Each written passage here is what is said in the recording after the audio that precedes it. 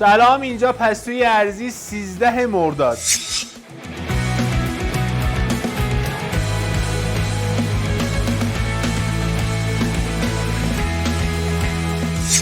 اهرم، توام، فولاد، دارای کم، بیدار، شبنا، عشقی خریداریم.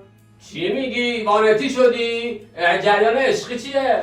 والا وضعیت بورس این روزا دست کمی از وانتی دورگرد نداره.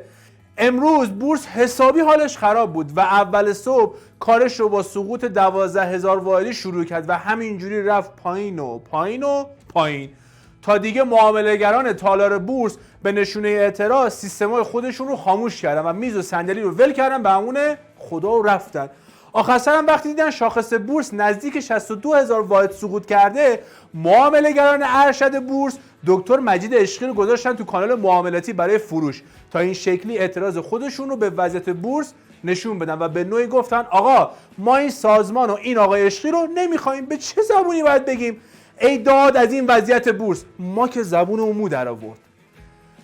نایب رئیس سابق اتحادیه طلا و جواهر تهران گفته که افزایش قیمت سکه و طلا بر اساس پارامترهای مؤثر اتفاق افتاده و تنها 8,100,000 تومان از قیمت هر سکه حبابه. حالا والا که ما نفهمیدیم این پارامترهای مؤثر اصلا چی هست، ولی اینکه فقط 8 میلیون برای آقای کشتیار مبلغی نیستم جای تعجبه. فقط 4 میلیون با حقوق یک کارگر فاصله داره، چیزی نیست که. 200 میلیون؟ نه اینجوری که میگی خیلی زیاد به نظر میاد. لباتو لوله کن ببین، باید بگی 200 میلیون تومان. 200 میلیون ببین الان کم به نظر آره میاد. واقعا به نظر 5-6 میلیون. خب بریم سراغ خبر بعدی. چی کار میکنی کلت تو موبایله؟ بابا خسته شدم از بس گشتم دنبال این ارز 40. جای مطمئن سراغ نداری؟ به معلومه که سراغ دارم، زودتر میگفتی. الان واسه توضیح میدم. ببین یه اپلیکیشنی هست به اسم آیگپ. چی؟ آیگپ بابا، آیگپ. از استورهای ایرانی راحت میتونی دانلودش کنی. بعد از اینکه نصب کردی وارد اپلیکیشن که میشی میری روی فضای آیلند. چی؟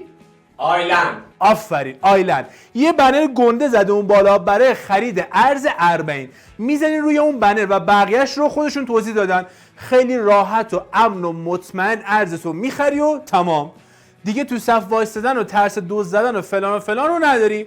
برو حالشو ببر. رفتی زیارت یاد ما هم باش. دمت گرم. شاکریم. وظیفته. باز بگو من به درتون نمیخورم.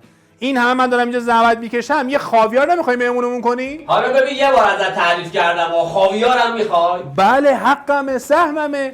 تازه از اقتصاد امروز توی گزارشی گفته که ما این پتانسیل رو داریم که به دومین صادر کننده خاویار در دنیا بدل بشیم. پس دیگه راحت گیر میاری. بخر برام. خودت داری میگی صادرات همش میره اونور، من برات از کجا بیارم؟ راست میگی ها. به هر حال من نمیدونم، یه چیزی برای ما جور کن دیگه. مگه من چیم از اون چشم آبیا کمتره؟ اولا پول، دوما همون چشم آبی. پول.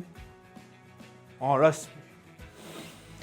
بیت کوین 61,751 دلار، نفت برنت 77 دلار و 57 سنت دلار، 61,340 تومان، درهم امارات 16,610 تومان، تتر 61,850 تومان و یورو 67,390 تومان. سکه امامی 43,457,000 تومان با حباب 7,939,000 تومان. بهار آزادی 38,890,000 تومان با حباب 3,417,000 تومان. نیم سکه 23,850,000 تومان با حباب 6,097,000 تومان. ربع سکه 15,850,000 تومان با حباب 6,972,000 تومان.